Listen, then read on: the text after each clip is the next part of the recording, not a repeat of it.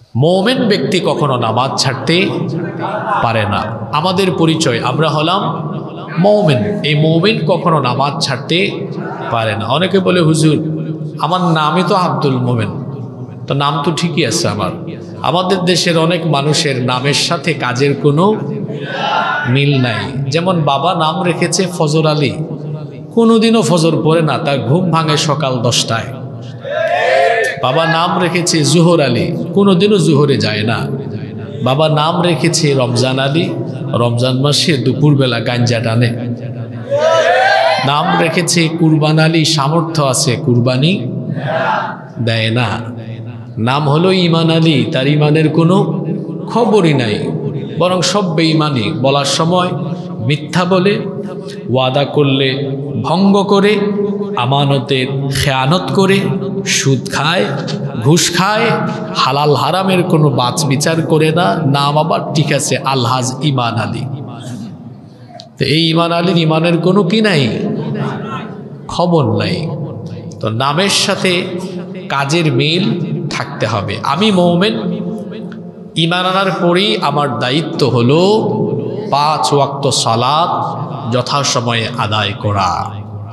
কিয়ামতের ময়দানে আল্লাহ তাআলা যখন বিচার আরম্ভ করবেন, বুখারীর হাদিস, ইন্না আউওয়ালা মা ইউহাসাবু বিহিল আবদু ইয়াউমাল কিয়ামাতি মিন আমালিহি সালাতিহি, নিশ্চয়ই আল্লাহ কিয়ামতের ময়দানে সর্বপ্রথম বান্দার কাছ থেকে যে আমলের ব্যাপারে জানতে চাইবেন সেটি হচ্ছে নামাজ। কিসের ব্যাপারে? নামাজ। নামাজ ছাড়া জান্নাতে যাওয়ার কোনো সুযোগই নাই। আমরা সবাই জান্নাত চাই, সবাই জান্নাত চাই না?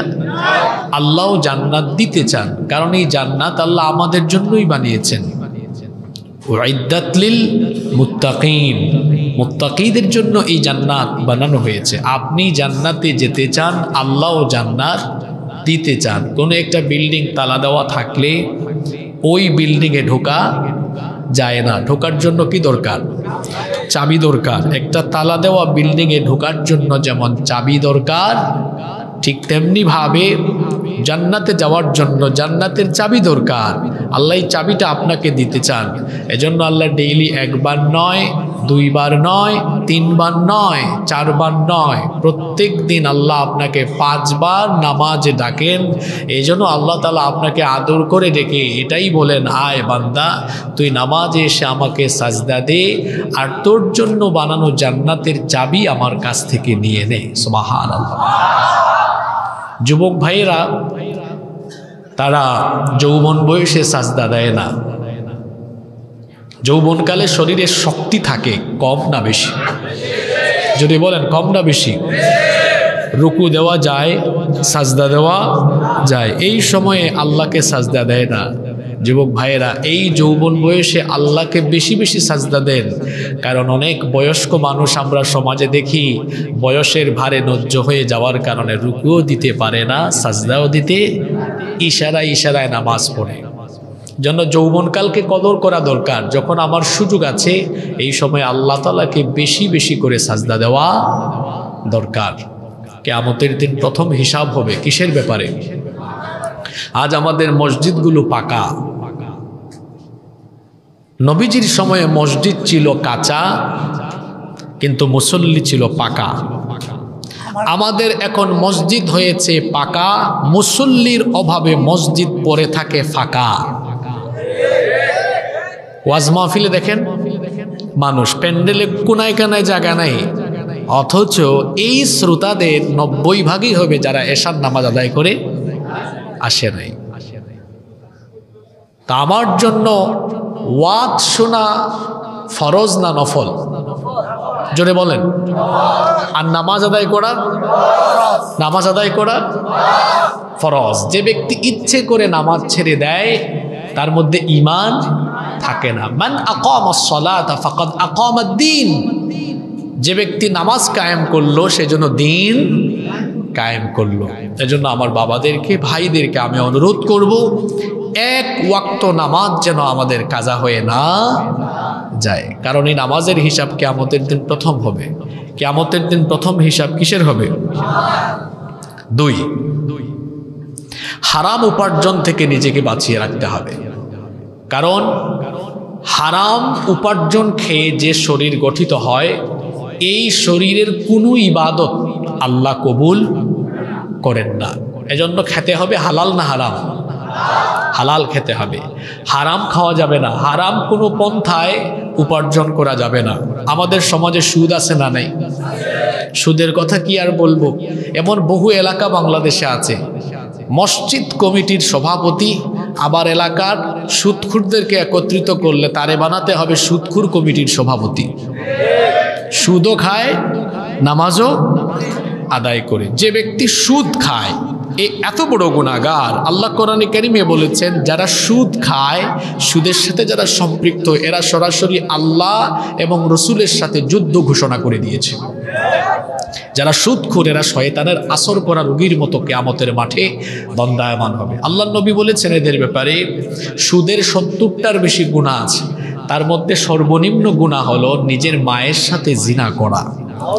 আরেক হাদিসে এসেছে, আল্লাহ নবী বলেছেন, যে ব্যক্তি 1 দিরহাম সুদ খায় সে ব্যক্তি 36 বার জিনা করার সমান অপরাধ করে। 1 দিরহাম সুদ কতবার জিনার সমান? 36 বার জিনার সমান। কত বড় মারাত্মক গুনাহ! সুদখোরের কোনো ইবাদত কবুল। এরপরে আছে ঘুষ। লাআনা রাসূলুল্লাহ সাল্লাল্লাহু আলাইহি ওয়াসাল্লাম আর-রাশি ওয়াল মুরতাশি।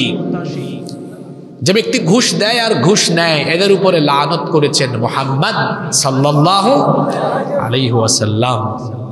সুদ খায়, ঘুষ খায়, চাঁদাবাজি করে, টেন্ডারবাজি করে, হারাম পন্থায় উপার্জন করে। এই যে হারাম খায়, এই হারামখোরের নামাজ, তার রোজা, তার হজ, তার যাকাত, তার জিকির আজকার, তার ইবাদত কোনো কিছুই আল্লাহ কবুল করেন না।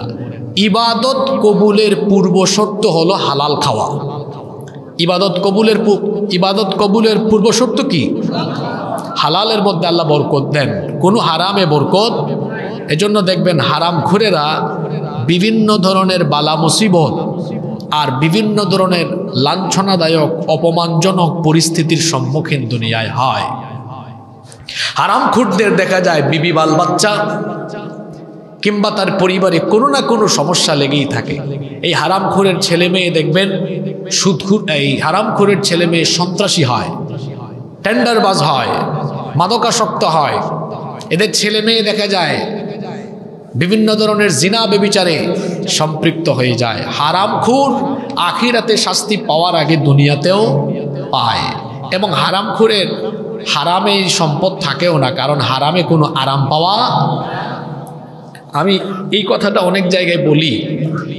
কোনো এক কাজে একবার এক সরকারি অফিসে গিয়েছিলাম, শুনতেছেন আপনারা? তিনি ওই অফিসের প্রধান কর্তা।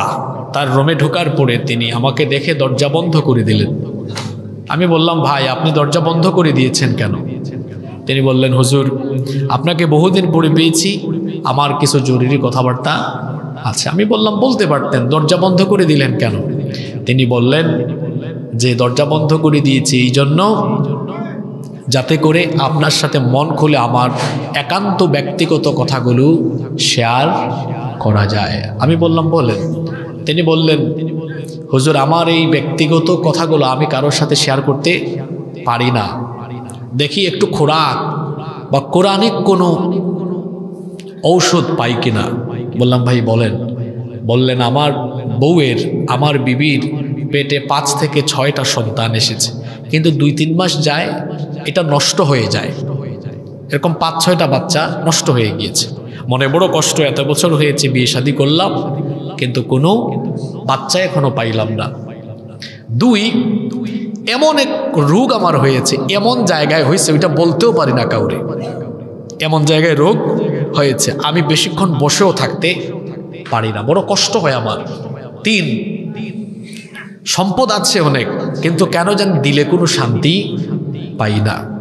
ঘটনাক্রমে সেদিন ওনার অফিসে ঢোকার আগে দেখলাম বহু নিরীহ মানুষ অজপাড়া গা থেকে, গ্রাম থেকে এসেছে শহরে, হাতের মধ্যে ফাইল, দাঁড়িয়ে আছে এতিমের মতো, তার কাজ হয় না, ফিরিয়ে দেয় টেবিল থেকে, অমুকের কাছে তমুকের কাছে যাও, ওই টেবিলে যাও, ওই টেবিলে যাও। তাদের ফাইলের কাজ স্পিডে হয়, যারা স্পিড মানি দেয়। এখন তো ঘুষের অনেক নাম, টেবিল মানি, স্পিড মানি, 2%, 5%, 10% কমিশন, তারপরে হাদিয়া, কত কিছু নাম দিয়েছে এটা। তো আমি এটা লক্ষ্য করলাম, বললাম ভাই দরজাও তো লাগিয়ে দিয়েছেন, আমি আর আপনি কথা বলছি, কেউ নাই। আপনার অফিসে যা যা দেখলাম, এই অফিসের প্রধান কর্তা হিসেবে এগুলোকে নিয়ন্ত্রণে রাখা আপনার দায়িত্ব নয়? তিনি বললেন হ্যাঁ। আমি বললাম আপনার বাড়িতে যে খরচ যায়, বাজার যায়, সব কি হালাল ওয়েতে যায়? মাথাটা নিচু করে দিয়ে বললেন না। আমি বললাম আপনি কোরআনিক প্রেসক্রিপশন চেয়েছেন না? কোরআনিক প্রেসক্রিপশন হলো, আল্লাহ কোরআনে বলেছেন তোমরা অন্যায়ভাবে কারো সম্পদ ভক্ষণ করো, মানুষের উপর জুলুম করো না, হারাম খেয়েও। এটা মেনে নেন, আজ থেকে আপনার অফিসে এটা বন্ধ করেন, আপনিও বন্ধ করেন। কিছুক্ষণ নীরব থেকে বললেন ঠিক আছে হুজুর। 1.5 বছর পর দেখা হয়েছে। ভাই কি খবর? আলহামদুলিল্লাহ হুজুর, আমার একটা সন্তান হয়েছে। আর কি খবর? আর কি খবর? আমার রোগ যেটা ছিল আল্লাহর রহমতে এখন অনেকাংশই আমি ভালো হয়ে গেছি, সুস্থ হয়ে গেছি। আর কি খবর? আগে হারাম পন্থায় এত উপার্জন করতাম, মনে শান্তি পাইতাম না। এখন হালাল পন্থায় যেটুকু আছে শান্তি পাই, হৃদয়ে এক ধরনের প্রশান্তি অনুভব করি। সুবহানাল্লাহ। হালালে বরকত আছে, হালালে আরাম আছে না নাই? হারামে কোনো বরকত পাওয়া যায় না। আপনি যে হারাম উপার্জন করছেন কার জন্য? আপনার বউ বাচ্চার জন্যই তো করছেন, তাই না? এই বউ বাচ্চা আপনার কাছেও থাকবে না, পালিয়ে যাবে আপনাকে দেখলে। এদের সুখ শান্তির জন্য এত কষ্ট করে হারাম উপার্জন করলেন। আল্লাহ কোরআনে কি বলেছেন? ইয়াউমা ইয়াফিরুল মারউ মিন আখিহি ওয়া উম্মিহি ওয়া আবিহি ওয়া সাহিবাতিহি ওয়া বানি। সেই দিন মানুষ তার স্ত্রী, সন্তান, তার আত্মীয় স্বজন সবার থেকে পালিয়ে যাবে, কেউ কারো পরিচয় পর্যন্ত দিবে। তো কার জন্য এত কিছু করছেন? আজকে একজন গীতিকার মারা গেলেন, অনেক সুন্দর সুন্দর ইসলামী সঙ্গীত তিনি লিখেছেন। চোখেরই পলকে তুমি হতে পারো লাশ। শুনছেন না আপনারা এটা? অনেকে বাড়িওয়ালা নাই রে বাড়ি, নাই রে দুনিয়াতে। আজকে সেই সঙ্গীতটা যিনি লিখেছেন তিনি ওই বাড়িওয়ালা, তার বাড়িতে আর কই দিনের দুনিয়া বলেন? এই লাইফের নাই কোনো ওয়ারেন্টি, নাই কোনো গ্যারেন্টি। যুবক ভাইয়েরা ভাবে হুজুর আমি বাঁচবো, এখনো তো আমার বয়স 20-21 বছর। না, keep in your mind there is no serial of death. মৃত্যুর কোনো সিরিয়াল নাই। যে এসেছে পরে সে চলে যেতে পারে আগে। যে কোনো সময় আমরা যে কেউ দুনিয়া ছেড়ে চলে যেতে পারি। সুতরাং অল্প কয়েকদিনের এই দুনিয়াতে হারাম পন্থায় উপার্জন করে গাড়ি, বাড়ি, ফ্যাক্টরি, সহায় সম্পদ সব করলেন, এগুলো কি ভোগ করতে পারবেন? ওই দিন একজনের বাড়ি গেলাম, বললাম বাড়িটা কি আপনার? এত সুন্দর বাড়ি লোকটার। তো খুব আশ্চর্য করে দিয়ে আমাকে জবাব দিলেন চুপচাপ হয়ে। আমি বললাম বাড়িটা কি আপনার? তিনি বললেন, জবাব দেন, আঙ্গুল দিয়ে ইশারা দিয়েছে। মানে কি, কার বুঝিয়েছে? আমি বললাম আপনার বললেন না কেন? কয় হুজুর বাড়িটা বানিয়েছি, কিছু কাজ এখনো বাকি আছে। এমনও তো হতে পারে বাকি কাজ কমপ্লিট হওয়ার আগে ওই কবরের বাড়িতে আমি চলে যেতে পারি। কি অনুভূতি, কি ফিলিংস, চিন্তা করেছেন? আচ্ছা, আপনাদের এই বুড়িচঙে এরকম হয় কি হয় না, বা হইলেও হইতে পারে, কোনো লোক বাড়ি নির্মাণের কাজ শুরু করেছিল, ধরেন 40, 50, 60 বা 70% করার পরে মারা গেছে। এরকম হয় কিনা বলেন? আমাদের আসল বাড়ি কোনটা? আসল বাড়ি হলো ওই কবরে। আমাদের কাজে লাগবে কি, নেকামল না বদামল? তাহলে দুনিয়াতে আমরা যতদিন আছি আমাদের দরকার নেক আমল না বদামল? তো এই নেক আমলের প্রথম নেক আমলের কথা বললাম নামাজ। আর আমার নেক আমল কবুল হওয়ার পরবর্তী শর্ত, আমি পরবর্তী পয়েন্ট বলছি, আমার এই নেক আমল কবুল হওয়ার শর্তই হলো কি? খাওয়া। জোরে বলেন কি খাওয়া? আপনাদেরকে একটা ঘটনা বলি, বলবো এটা বাস্তবিক ঘটনা। আমার দেশে অনেক বড় বড় হারামখোর আছে, হজের টাইম আসলেই হজে যায়, কারো নাম হাজি, কারো নাম আলহাজ। তারপরে ওখানে গিয়ে কি বলে? লব্বাইক আল্লাহুম্মা লব্বাইক লব্বাইক লা শারীকা লাক লব্বাইক ইন্নাল হামদা ওয়ান নি'মাতা লাক ওয়াল মুলক লা শারীকা লাক। বলে না? আমরা অনেকে যেতে পারি নাই, তাই না? আল্লাহ যারা যেতে পারেনি সবাইকে তোমার ঘরের মেহমান বানিয়ে দিও। এই হারামখোর বিমানের টিকিট কেটেছে আর সমস্ত প্রসেসিং করেছে সব হারাম পয়সায়। তারপর ওখানে গিয়ে কি বলে? লাব্বাইক আল্লাহ আমি হাজির। আল্লাহ বলেন আমি তোর উপস্থিতি গ্রহণ করলাম না। নাউজুবিল্লাহ পড়ে বলেন, আগে শোনেন। আল্লাহ বললেন কি? এ বলে লাব্বাইক আমি হাজির। আল্লাহ বলেন কি? আমি তোর উপস্থিতি কবুল কেন? কারণ তুই যে আসলি, তোর যে শরীরটা নিয়ে আসলো, তোর শরীরটাই তো না পাক, তোর শরীরটাই হারাম। তুই যেভাবে আসলি হারাম পন্থায় আসলি, তুই তো হারামের উপর দিয়ে আছিস, তোর উপস্থিতি আমি কবুল করলাম। তাহলে আমার যে কোনো ইবাদত কবুল হওয়ার জন্য কন্ডিশন হলো কি খাওয়া? জোরে বলেন কি খাওয়া? হালাল খেতে হবে, কোনো হারামের সাথে সম্পৃক্ত থাকা যাবে না, হারাম পন্থায় উপার্জন করা যাবে না, কোনো হারাম খাবারও গ্রহণ করা যাবে না। তাহলে 1 নাম্বার নেক আমলের কথা বললাম। কি বলেছি? নামাজ।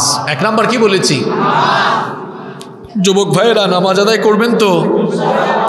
আপনাদের মতো যুবকরা একটা জাতিকে পাল্টে দিতে পারে যদি চরিত্রবান হয়। আমার আল্লামা ইমাম কুরতুবী রহমতুল্লাহ আলাইহির একটা কথা মনে পড়ল। তিনি বড় সুন্দর কথা বলেছেন যে যৌবনকাল হলো কচু পাতার পানির মতো। কচু পাতার, আপনাদের এলাকায় কচু গাছ আছে তো? কচু পাতায় পানি পড়লে পাতাইটা কি করে? পাতাইটা কি করে? টলমল টলমল করে। এবং এই পানি বেশিক্ষণ দীর্ঘস্থায়ী হয় না, এটা যে কোনো সময় পড়ে যেতে পারে। কচু পাতার পানি যেমন দীর্ঘস্থায়ী হয় না, এটা যে কোনো সময় পড়ে যেতে পারে, ঠিক তেমনি যৌবনকাল এর চারপাশে আছে চরিত্র বিধ্বংসী আকর্ষণীয় উপাদান। যদি কোনো যুবক এই চরিত্র বিধ্বংসী উপাদানে তার গা ভাসিয়ে দেয়, কচু পাতার পানি যেমন টলমল টলমল করে যে কোনো সময় পড়ে যাবে, কোনো যুবক যদি সে স্রোতে গা ভাসিয়ে দেয়, এই চরিত্র বিধ্বংসী উপাদান গ্রহণ করে তার যৌবনকালও নষ্ট হয়ে যাবে। আর যে যুবক শয়তানের খপ্পরে না পড়ে যৌবনকাল মসজিদে ইবাদতে বন্দেগিতে কাটায়, আল্লাহর নবী বলেছেন, এই হাদিসটি বিখ্যাত বিখ্যাত সব হাদিসের গ্রন্থে এসেছে, সাবআতুন ইউযিল্লুহুমুল্লাহু ফি যিল্লিহি ইয়াওমা লা যিল্লা ইল্লা যিল্লুহ। 7 শ্রেণীর মানুষকে রব্বুল আলামিন আরশে আজিমের ছায়ার নিচে জায়গা দিবেন, যেদিন আল্লাহর আরশের ছায়া ছাড়া আর কোনো ছায়া থাকবে না। এদের মধ্যে এক শ্রেণী হলো তারা ওয়াশাবুন নাশাআ ফি ইবাদাতিল্লাহ, যে যুবক তার যৌবনকাল আল্লাহর ইবাদতে কাটিয়ে দিয়েছে। সুবহানাল্লাহ। যুবক ভাইয়েরা, আল্লাহর আরশের ছায়ার নিচে জায়গা পেতে চান কিনা? তাহলে আজান হলে যাব কোথায়? কথা দিলেন তো? 2 বললাম কি? হালাল খেতে হবে। কি খেতে হবে? কারণ হালাল না খেলে কোনো ইবাদত আল্লাহর কাছে কবুল। 3 কিয়ামতের দিন আল্লাহ বিচার করবেন। এই বিচারটা 2 ভাগে ভাগ হয়ে যাবে।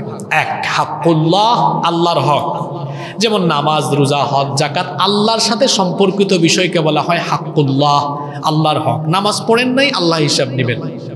তারপরে আপনি রোজা রাখেন নাই, যাকাত আদায় করেন নাই, হজ করেন নাই, এই হিসাব নেবেন কে? এর হক কার?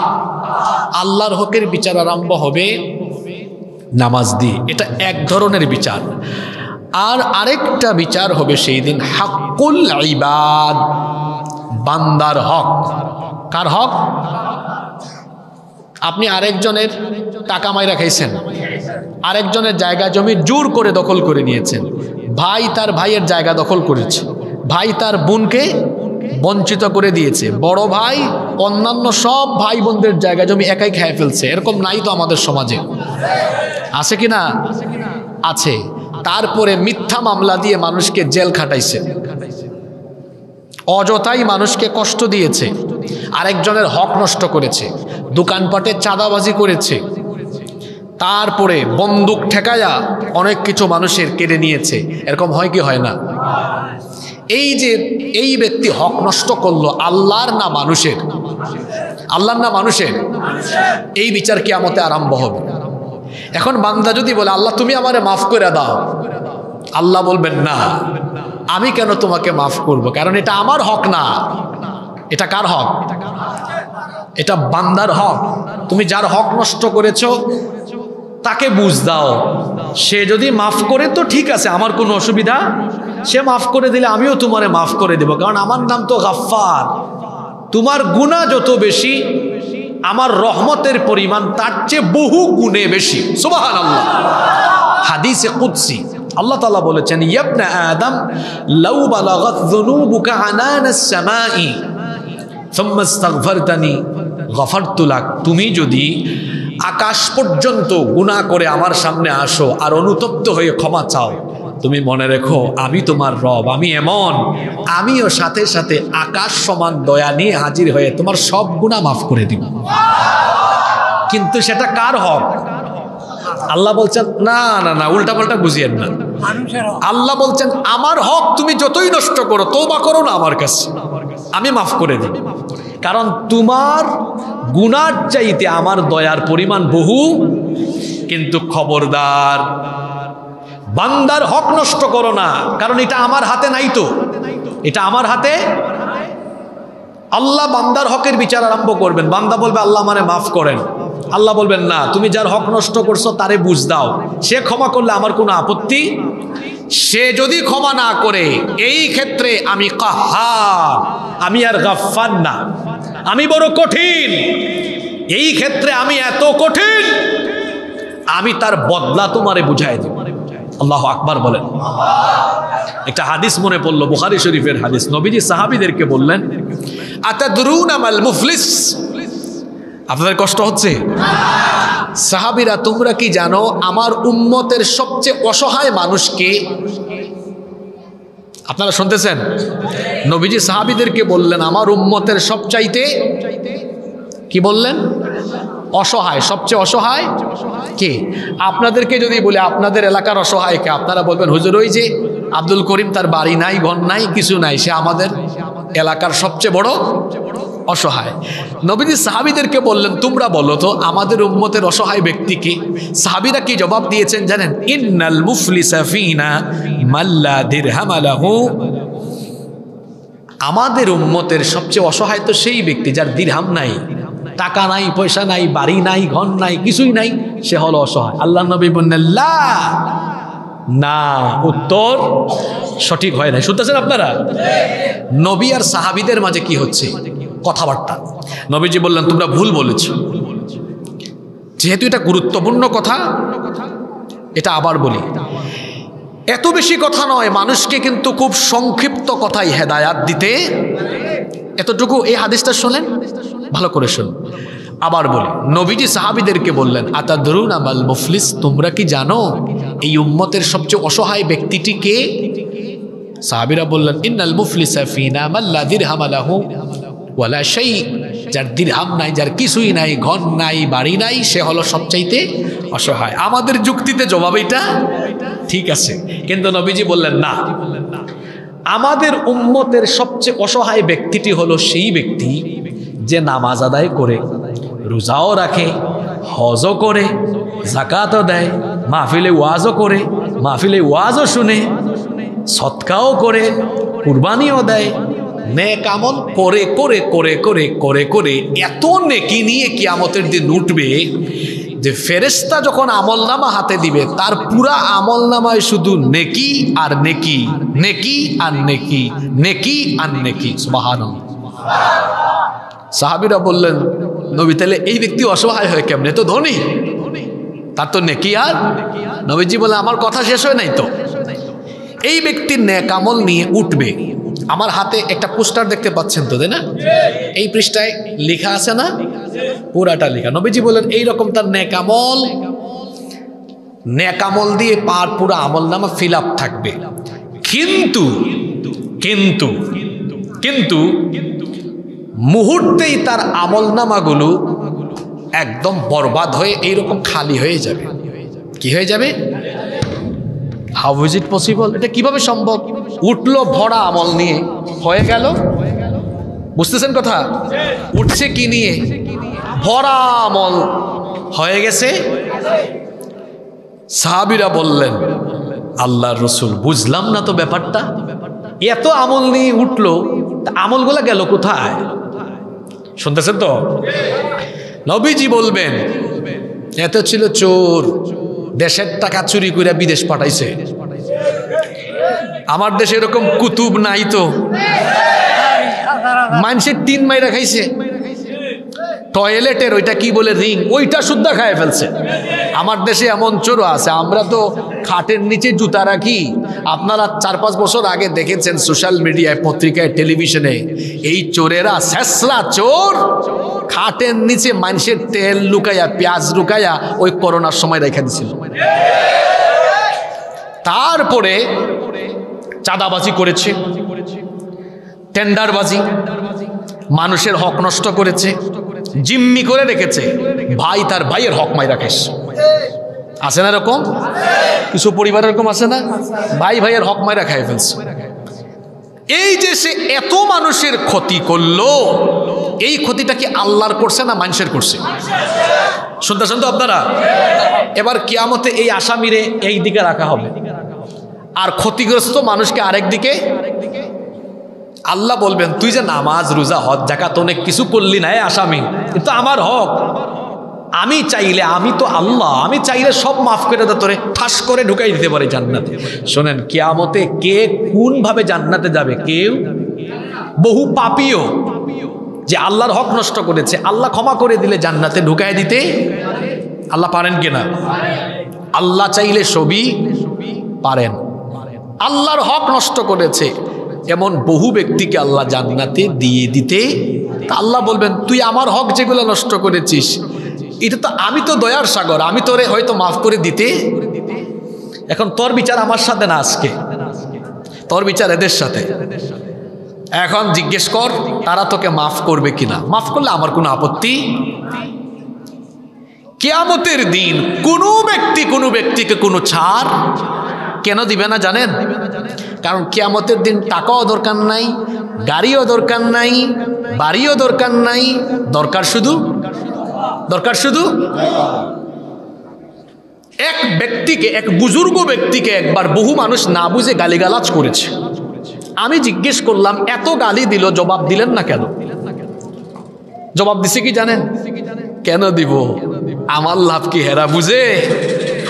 আমার তো নেক এমনি নাই। এই যে আমারে গালি দেয়, তার আমল নামায় যেগুলো কিয়ামতে থাকবে, আমি কুরাই সব আনবো। কুরানো বুঝেন তো? কুরাই এনে আমার আমল আমি ভরে দিব, সে তো তার ক্ষতি করছে। আল্লাহু আকবার। আল্লাহ বলবেন, কি রে, তোমার কি সমস্যা? আল্লাহ, আমার দোকানটা নিয়ে নিচ্ছে। তোমার কি সমস্যা? হ্যাঁ, আমার ভাই বাপের সম্পদ থেকে আমারে দেয় না। তোমার কি সমস্যা বলো? আল্লাহ চাঁদাবাজি করেছে। তোমার কি সমস্যা? আল্লাহ আমার জায়গা জমি আইল ঠেলাঠেলি করেছে। হিসাব আর কি করবা বলো? আল্লাহ, আজকে আমার আমল নামায় নেকি কম আছে, তারে বলেন তার আমার হক যে নষ্ট করেছে, তার আমল নামা থেকে আমারে নেকি দিতে। কথা শুনতেছেন? এই ব্যক্তি উঠছে কি নিয়ে? আমল আছে না তার? আল্লাহ বলবেন, দেওয়া শুরু, দিচ্ছে তো দিতে পাওনাদারের লাইন এখনো বাকি, তার আমলনামা আল্লাহর নবী বললেন, এইভাবে নেকি নিয়ে উঠেও মানুষের হক নষ্ট করার কারণে যে ব্যক্তি আমল শূন্য হয়ে জাহান্নামে যাবে, সেই ব্যক্তি হলো আমার উম্মতের সবচাইতে অসহায় ব্যক্তি। হাদিসটা বুঝতে পেরেছেন? কয়টা কথা বলেছি আজকে? কয়টা পয়েন্ট বলেছি? কয়টা? দেখি তো মনে রাখছেন কিনা। এক কি বলেছি? জোরে বলেন, এক কি বলেছি? কিয়ামতে প্রথম হিসাব কি? নামাজ ছাড়বেন? নামাজ বলেন আর সব ইবাদত বলেন, কবুল হওয়ার জন্য সবচেয়ে গুরুত্বপূর্ণ যেটা আমি 2 নম্বর পয়েন্টে বলে গিয়েছি, সেটা কি? সেটা কি? আর 3 নম্বর বললাম, দুনিয়া বলেন আখিরাতে বলেন, বাঁচতে হলে মানুষের হকের ব্যাপারে আপনাকে সচেতন হতে হবে না? এই যে মাদ্রাসা কর্তৃপক্ষের হক আপনি যদি নষ্ট করেন, এই এলাকার মানুষ আপনি রাজনৈতিক কারণে, সামাজিক কারণে, আমার দেশে কিন্তু এই রোগগুলো বেশি, শুধুমাত্র রাজনৈতিক দৃষ্টিভঙ্গি ভিন্ন থাকার কারণে অনেক সময় দেখা যায় মাদ্রাসার উপরেও মানুষ জুলুম করে কি করে না? মাদ্রাসার হক নষ্ট করে। তাহলে এইভাবে যদি আপনি বান্দার সাথে সম্পৃক্ত যে কোনো হক নষ্ট করেন, আপনার তওবা আল্লাহ কবুল করবেন না ততক্ষণ, বান্দার হক বান্দাকে ফিরিয়ে দিবেন না যতক্ষণ, অথবা বান্দার কাছ থেকে মাফ চাইবেন না যতক্ষণ। তওবা কবুলের শর্ত হলো 5টা। জোরে বলেন কয়টা? 1, আপনি গুনাহগার এটা স্বীকার করা, আল্লাহ আমি গুনাহ করেছি, স্বীকারোক্তি দেওয়া। 2, আল্লাহ আমি আবার ভুলের জন্য খুব লজ্জিত, আমার এটা উচিত হয়নি, আমি তো তোমার গোলাম, তোমার নাফরমানি করেছি, আমার এটা উচিত হয়নি। 3, এই ভুলের জন্য মাফ চাওয়া, আল্লাহ আমি ভুল করেছি, আমাকে কি করো?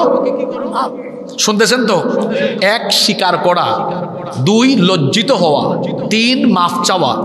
1, ভুলে গেছেন। 1, স্বীকার করা। 2, লজ্জিত হওয়া। 3, আমার দেশে দেখবেন অনেকে ভুল কইরাও লজ্জিত হয় না, অনুশোচনা তার মধ্যে নাই, আরো অ্যাগ্রেসিভ, আক্রমণাত্মক হয়। গত 15 বছর যে ফেরাউন আমার দেশে ছিল, এত গণহত্যা, এত মানুষের ক্ষতি করেছে, মানুষের হক নষ্ট করেছে না? তারপরেও দেখবেন এখনো নমনীয় না, যে অ্যাগ্রেসিভ মুডে কথা বলে, আসে না নাই?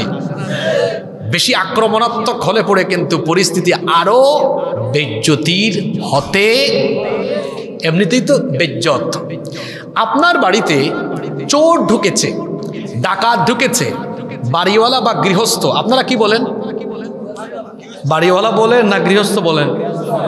আপনি বাড়িওয়ালা টের পাইছেন, পাইয়া বলেন চোর। পাশের বাড়ির একজন শুনছে চোর, এর পাশের বাড়ির একজন চোর, মুয়াজ্জিন সাহেবের কানে গেছে, উনি আর মাইক সুইচনকে, সম্মানিত এলাকাবাসী, চরানলবাসী, অমুক বাড়িতে চোর ঢুকেছে, গোটা এলাকায় খবর হয়ে গেছে যখন, তারপরে আপনার বাড়ির চোর কি, যে চোর বা ডাকাত ঢুকছে সে কি বলে? আসেন চরানলবাসী, আমাকে ধরেন, আপনারা আমাকে জিঞ্জির লাগান, দড়ি দিয়া বাঁধা রাখেন, এটা বলবে? না মানুষ ডাকলে চোর পালাবে? জোরে বলেন। ভালো মানুষ পালায় না। যখন চোর ডাকাতদের বিরুদ্ধে মানুষ আওয়াজ তুলে, তখন চোররা জামাতে পালিয়ে যায়। কথা মনে হয় বুঝেন না এখনো? বুঝছেন কিনা? ভালো মানুষ পালায় না, চোর পালায়, ডাকাত পালায়। তওবা কবুলের শর্ত 5টা বলেছি, কয়টা দেখি তো মনে আছে কিনা? 1 না, তওবা কবুলের শর্ত বলেছি 3টা। 1, মাশাআল্লাহ, 1 স্বীকার করা। 2, লজ্জিত হওয়া। 3, ক্ষমা চাওয়া। 4, এই ভুল আর করব না, ওয়াদা করা। কার সাথে? তাহলে 4 নাম্বার ওয়াদা করা। 5, এইটা গুরুত্বপূর্ণ, বান্দার হক নষ্ট করলে তাকে তার হক বুঝায় দেওয়া। আর যদি বুঝায় দেওয়ার সামর্থ্য না থাকে, ভাই গো আপনার পায়ে ধরলাম, আমারে মাফ করে দেন, হয় বুঝাইয়া দিবেন, নইলে মাফ চাইয়া নিবেন। এই 5টা কাজ করলে তওবা কবুল হয়। 4টা করেছেন, কিন্তু 5 নাম্বারটা হক ফেরাই দিচ্ছেন না, মাফও চাইয়া নিচ্ছেন না, একদম কাবা ঘরের দরজার মধ্যে লটকাই লটকাই লটকাই লটকাই তওবা করলে, আর কাবা শরীফের ইমামের হাতে হাত রেখে তওবা করলো, আল্লাহ বলবেন যা, মানুষের হক মানুষের ফিরায় দেয়, নইলে তার থেকে মাফ চেয়ে নে, নইলে তোর মতো গুনাহগারের তওবা আমি কবুল করব না, তোরে আমি মাফও। তাহলে কি বুঝলেন? আল্লাহর হকের মধ্যে সবচেয়ে গুরুত্বপূর্ণ হক হলো নামাজ। আর নামাজ বা যে কোনো ইবাদত কবুল হওয়ার শর্ত হলো কি? খাওয়া, হালাল খাওয়া। 3 নাম্বার পয়েন্টে আমি কি বললাম? বান্দার হকের ব্যাপারে সচেতন থাকা। এখন তো কথা বললে আপনি রাগ করে ফেলবেন। অনেক বাবা তার ছেলে মেয়ের হক নষ্ট করেছে বলে তাহাজ্জুদ গুজারি বাপ জাহান্নামী হবে। কেন জানেন?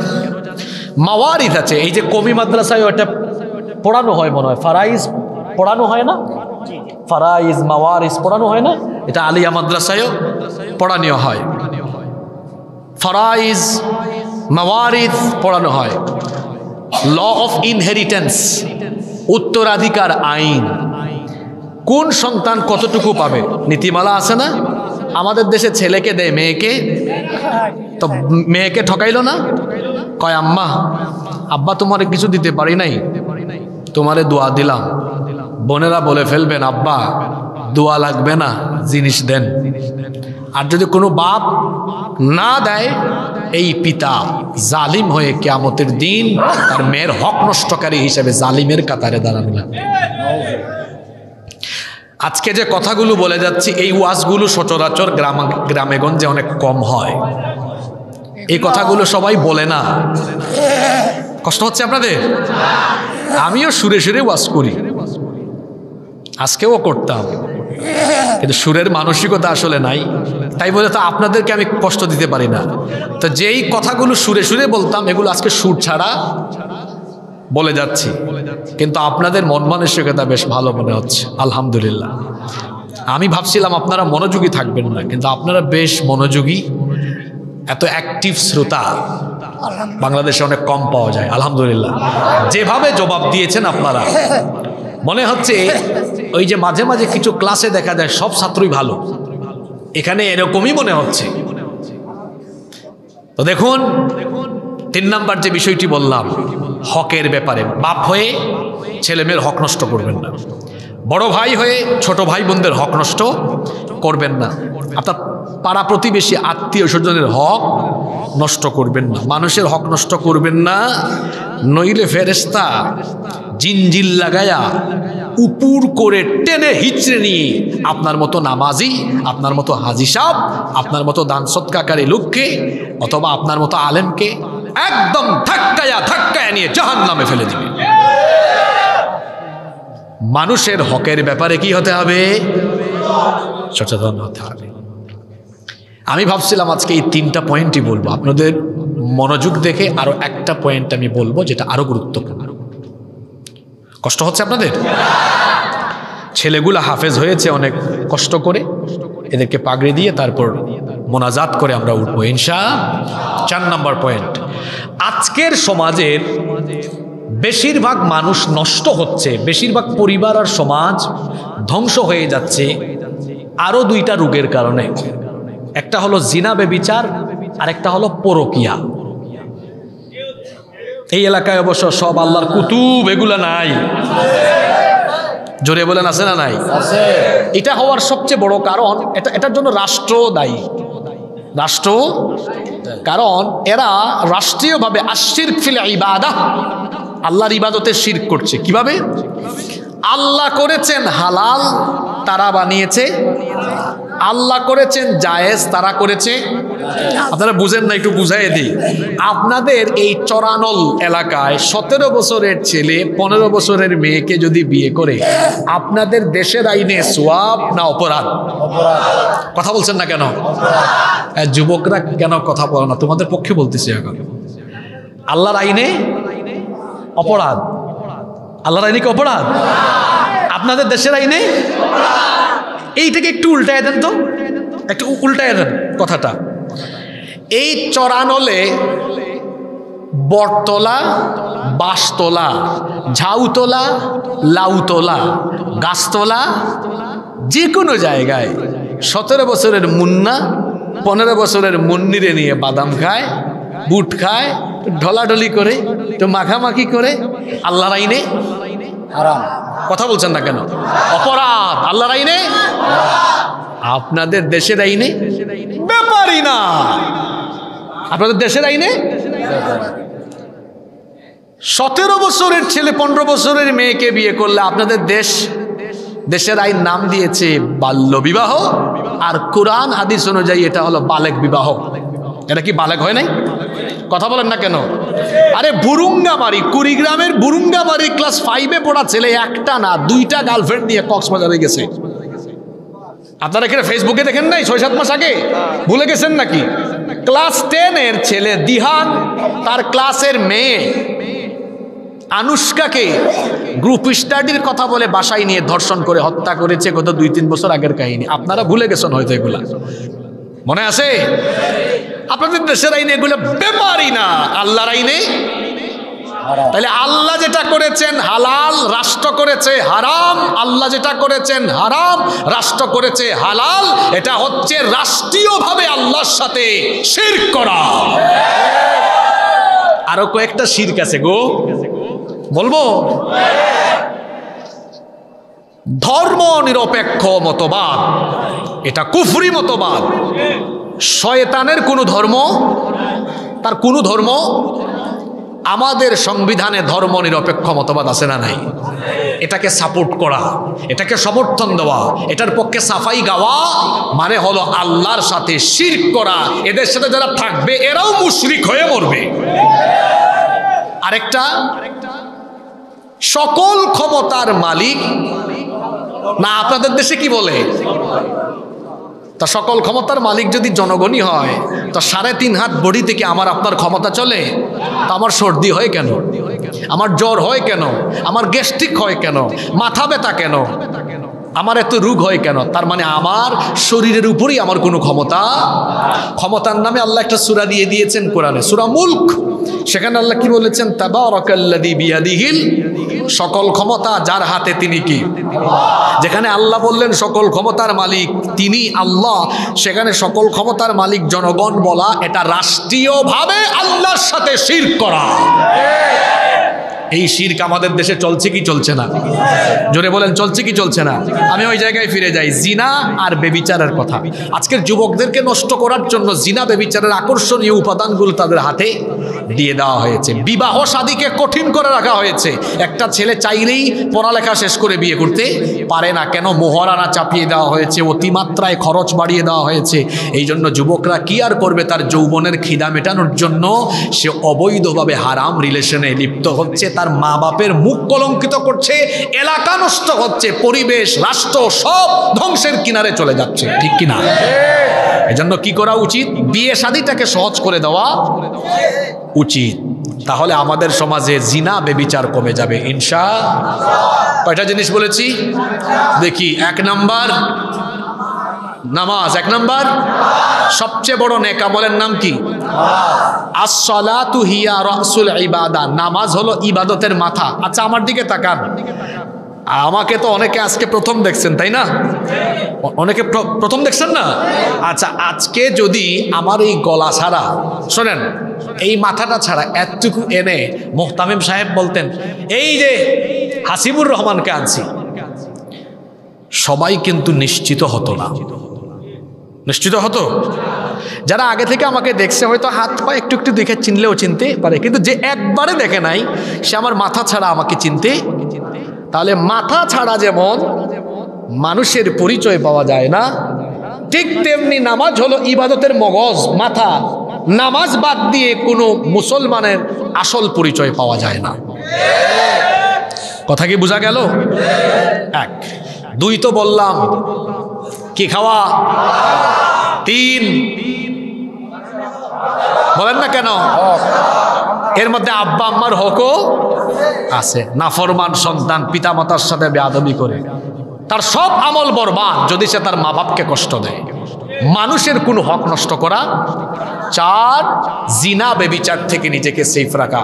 রাসূলুল্লাহ গ্যারান্টি দিয়েছেন যে যুবক তার চরিত্র হেফাজত করবে, জিনা বেবিচার থেকে নিজেকে বাঁচাবে, আমি রাসূল তাকে বলছি আমি নিজে তার জন্য জান্নাতের জিম্মাদার হয়ে যাব। সুবহানাল্লাহ। এই 4টা জিনিস করতে পারলে আমাদের জীবন বদলে যাবে ইনশাআল্লাহ। অনুরোধ করছি আপনাদেরকে, কেউ আপনারা দাঁড়াবেন না, কেউ উঠবেন না। কোরআনের হাফেজদের সম্মান আছে না নাই? আমি সংক্ষিপ্ত সময়ে যে কথাগুলো বলেছি এগুলো মনে থাকবে? আল্লাহ এগুলো আমাকে আর আপনাদের সবাইকে আমলের তৌফিক দান করেন।